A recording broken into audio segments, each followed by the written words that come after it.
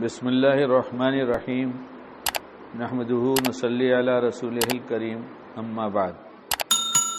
صبح ہو جاتی ہے پھر شام ہو جاتی ہے، کچھ خوشی کے ساتھ گزرتا ہے وقت، کچھ غم کے ساتھ۔ یہ دنیا میں سب کے ساتھ لگا ہے کہ کبھی خوشی کے حالات، کبھی غم کے حالات۔ غم کے حالات میں خوش رہنے کے لیے تکلیفوں کو بار بار نہ سوچنا، نعمتوں کو بار بار سوچنا، جو اللہ نے نعمت دیا اس کو بار بار سوچنا اور تکلیف کو نہ سوچنا، تو غم کے حالات میں بھی خوش رہے گا۔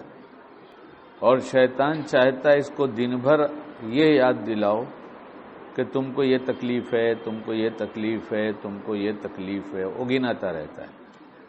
اور دستور دنیا یہ ہے کہ جب کسی چیز کو بار بار سنا جاتا ہے، چاہے کہیں سے بھی سنا جائے، کوئی باہر سے سنا رہا ہو یا نفس شیطان اندر سے سنا رہا ہو، جو خیالات ہیں وساوس، تم کو یہ تکلیف، تم کو یہ تکلیف، تو یہ جب آدمی بار بار اس کو سنتا ہے تو اس سے متاثر ہو جاتا ہے۔ اس کے تاثر لینے کی وجہ سے وہ تکلیف بہت بڑی بڑی محسوس ہونے لگتی ہے۔ پھر اس کو یہ خیال ہوتا ہے کہ شاید مجھ سے زیادہ تکلیف میں کوئی نہیں ہے۔ اب اس کے اندر طرح طرح کے امراض لگیں گے، دماغ کی نسیں سوکھیں گی، کہ ساری تری ہر سوچ کے ساتھ اپنے اندر کی تراوٹ کا استعمال ہوتا ہے۔ جیسے گاڑی چلتی ہے تو اس کے لیے ایندھن لگتا ہے نا، چاہے ڈیزل ہو یا پیٹرول ہو، ایسے ہی دماغ چلتا ہے تو اس کے لیے بھی اندر کی جو تری ہوتی ہے وہ استعمال ہوتی ہے، تراوٹ جو ہوتی ہے۔ اگر دکھ کے پہلو سوچ سوچ کر متاثر ہوتا ہے تو دکھ بھی بڑھتا رہتا ہے اور اس کے سر سے پاؤں تک میں بیماریاں بھی لگنا شروع ہو جاتی ہیں۔ اور اللہ کیا ناشکروں میں لکھا جاتا ہے، بے صبروں میں لکھا جاتا ہے۔ ناشکرا ہے، بے صبرا ہے، یہ دونوں باتیں لکھی جاتی ہیں۔ تو دنیا کی تکلیف جو ہے وہ شیطان چاہتا ہے اس کو اتنا یاد دلاؤ، اتنا یاد دلاؤ کہ اسے لگے کہ دنیا میں سب سے زیادہ تکلیف میرے پاس۔ کسی زمانے میں میرے پیروں میں بہت درد ہوتا تھا، بہت زیادہ، یعنی مضبوط سے مضبوط آدمی دباتا تھا تو میں اس سے کہتا تھا اور تیز دباؤ، تو وہ پسینہ پسینہ ہوتا تو کہتا اب اس سے تیز دبائیں گے تو ہڈی ٹوٹ جائے گی۔ 500 mg کی بروفین کھاتا تھا اور آدھا پونا 1 گھنٹہ مشکل سے درد کم ہوتا تھا، واپس ہوتا تھا۔ کچھ ہی دنوں کے بعد کسی نے بتایا درد کی دوا کھانے سے کڈنی متاثر ہوتی ہے۔ اور اللہ کو حفاظت فرمانا تھا کہ ہمارے جاننے والے ایک صاحب کا انتقال ہوا، تو ان سے جو بہت قریب کے رہنے والے تھے انہوں نے کہا کہ ان کو درد ہوتا تو درد کی گولیاں انہوں نے بہت کھایا، کڈنی متاثر ہو گئی اور یہ اسی میں مر گئے۔ وجہ تو کچھ نہ کچھ بنتی ہے مرنے کے لیے۔ تو میں نے کہا اب آج سے اس کو ہاتھ نہیں لگاؤں گا۔ ابھی تک تو اللہ نے تندرست رکھا، ان کے مرنے کی بات شاید میں سمجھتا ہوں یہ 87-88 کے آس پاس کی ہوگی، کتنے سال ہو گئے۔ تو اس وقت کوئی ملتا تھا تو پوچھتا تھا، اصل میں سب میرے خود کے بیتے ہوئے حالات ہیں۔ بہت سے لوگ کہتے ہیں میرے بارے میں کسی نے آپ کو بتا دیا۔ میں نے کہا آپ کے بارے میں نہیں بتایا، میرے بارے میں جس لائن سے میں لوٹا ہوں، مجھے نفس شیطان نے لوٹا ہے، میں چاہتا ہوں امت اس سے بچ جائے، اور دونوں سب کے ساتھ لگے ہیں، نفس اور شیطان، کوئی اس سے بچ نہیں سکتا، سب کے ساتھ یہ لگے ہیں۔ جو نماز کا اہتمام کرے گا، خصوصاً فجر کی نماز کا بھی اہتمام کرے گا۔ بہت سے لوگ 4 وقت کے نمازی ہیں اور وہ سمجھتے ہیں 4 وقت کی نماز پڑھ لیا تو کام ہو گیا۔ فجر کی نماز میں ایک الگ امتحان ہے کہ میں کہہ رہا ہوں کہ میرے گھر آ جا، اللہ کہہ رہا ہے میرے گھر آ جا، اور جو تجھے نیند لگ رہی ہے اس نیند سے نماز بہتر ہے۔ تو شیطان کہتا ہے تھوڑا سا اور سو جا اور گھر پہ پڑھ لے، نماز گھر پہ پڑھ لے۔ جو آدمی بغیر شرعی عذر کے گھر پہ نماز پڑھتا ہے، حدیث کی روشنی میں یہ بات واضح طور پر بالکل لکھی ہے کتاب میں، میری زبان میں، کہ آپ علیہ الصلوۃ والسلام نے فرمایا، جس کا مفہوم ہے کہ ان کے گھروں کو آگ لگا دوں۔ تو اس لیے فجر کی نماز چھوڑنے والے کا سب سے بڑا نقصان یہ ہے کہ آپ علیہ الصلوۃ والسلام کا ایسوں پر غصہ ہے۔ دوسرا یہ ہے کہ فجر کی نماز چھوڑ کر سو گیا تو اب یہ جب جاتا ہے گھر سے نکل کر تو اس کے ہاتھ میں شیطان کا جھنڈا ہوتا ہے. تو جس پارٹی کا آدمی ہوتا ہے اسی کا جھنڈا لے کر چلتا ہے. یہ میرے گھر کی بات نہیں ہے، یہ سب تو کتاب میں لکھی بات ہے نا. اور جو میری زبان ہے اس کی آپ تائید کریں گے کہ آدمی کسی اور پارٹی کا ہو، جھنڈا کسی اور پارٹی کا ہو، ایسا کہیں دیکھا ہے آپ نے؟ اس کی پارٹی والے ہی کہیں گے کہ تو جھنڈا ہٹا کے پھر وہ لگا دے اس کا، جب تو اس کا ہے تو کہیں گے نا پارٹی والے. اس لیے فجر کی نماز چھوڑنے والا شیطان کا جھنڈا لے کر چلتا ہے. صبح میں جب بازار جاتا ہے تو اس کے ہاتھ میں شیطان کا جھنڈا ہوگا. سمجھتا ہے میں نے 4 وقت کی نماز پڑھ لیا کافی ہو گیا. نہیں، اللہ نے جتنا کہا اتنا کرنا پڑے گا. 5 وقت کی نماز جماعت کے ساتھ پڑھنی ہوگی. اور کوئی شرعی عذر ہے تو اس کے لیے تو مسئلہ الگ ہے. تو درد بہت ہوتا تھا، جب یہی تھا نا، درد بہت ہوتا تھا پیروں میں، تو عذر تھا تو اس لیے بازی نماز گھر پہ ہوتی تھی، جا ہی نہیں سکتا تھا مسجد میں. لیکن کوئی ملاقات کے لیے آتا، بہت ملاقاتیں تھیں اللہ والوں سے، تو میں جو بات کرتا تو ان کو اندازہ لگتا کہ وہ خیریت پوچھتے تو میں کہتا الحمدللہ سب ٹھیک ہے، لیکن فوراً ہی کہتا پیر بہت دکھتا ہے. تو دونوں میں سے کیا بات کہا ہم نے؟ ایک تو کہا سب ٹھیک ہے، پھر کہا پیر دکھتا ہے. تو انہوں نے کہا کہ تو اگر اللہ تعالیٰ تم سے یہ کہیں کہ تمہارا درد تمہیں برداشت نہیں ہے، تکلیف ہوتی ہے، کہاں ہوتا ہے؟ تو جواب کہاں دو گے؟ بولے پیروں میں. تو اللہ پاک کہیں دونوں پیر لے لیتا ہوں، درد نہیں ہوئے گا. درد ہوگا ہی نہیں، جب پیر ہی نہیں تو درد کیسے ہوگا؟ تو راضی رہو گے؟ تو کہا نہیں راضی نہیں. تو پھر درد پہ راضی ہو جاؤ. کیا کرو پھر؟ درد پہ راضی ہو جاؤ. پیر تو دیا ہے اللہ نے، پھر یہ کبھی کم ہوتا ہے کبھی زیادہ ہوتا ہے، چلتے پھرتے ہو نا، کھاتے پیتے ہو نا. تو اس لیے شیطان ہمارے دکھ کو، تکلیف کو بڑھا بڑھا کر دکھاتا ہے، اور اس کی وجہ سے تکلیف اس قدر محسوس ہونے لگتی ہے کہ وہ سمجھتا ہے میں اکیلا تکلیف میں ہوں.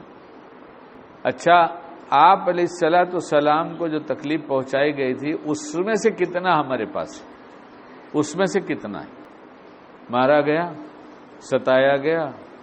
شیب ابی طالب کی اس گھاٹی میں کتنے سال قید کیے گئے، سب نے بائیکاٹ کر دیا. کھانے پینے کا کوئی سامان وہاں نہیں پہنچ رہا تھا. آپ علیہ الصلوۃ والسلام کو امت کا غم ویسے ہی تکلیف پہنچا رہا تھا. اس میں وہ چھوٹے چھوٹے بچے بھوک کی وجہ سے بلک رہے ہوں، ان کے ماں باپ کا جو دکھ ہے اس کا بھی دکھ آپ علیہ الصلوۃ والسلام کو، اس بچے کا دکھ بھی آپ علیہ الصلوۃ والسلام کو. پھر وہاں رہنے نہیں دیا تو اپنا وطن، اپنا گھر چھوڑ کے جانا پڑا. اس میں سے کون سی تکلیف ہے ہمارے آپ کے پاس جو ہم یہ کریں ہم بہت تکلیف؟ اس میں سے ہے کیا ہمارے پاس؟ وطن چھوڑ کر، گھر چھوڑ کر، سامان چھوڑ کر جانا ہو جائے تو ہے کوئی تیار اس کے لیے؟ پھر کیا تکلیف ہے؟ 2 بیٹیوں کا طلاق ہوا، بھوک کی وجہ سے پیٹ پر پتھر باندھا گیا. کسی صحابی نے آ کر دکھایا کہ پیٹ کی یہ حالت ہو رہی کہ ایک پتھر بندھا ہوا ہے، بھوک کی وجہ سے کھانا نہیں ہے. تو آپ علیہ الصلوۃ والسلام دامن مبارک کو اٹھا کر 2 پتھر نہیں دکھایا کہ میرے پیٹ پہ 2 پتھر بندھ رہے ہیں. اس میں کیا تکلیف ہے ہم کو؟ ہم بہت تکلیف میں ہیں، ہم بہت تکلیف میں ہیں، ناشکرے بھی، بے صبرے بھی. اور یہ تکلیف دکھا کر شیطان چاہتا ہے کہ اس کا ظاہر بھی بگڑا رہے، اس کا باطن تو بگڑ ہی گیا. اس لیے کہ جو دل ہر وقت شکوہ کرتا ہو وہ تو اجڑ گیا.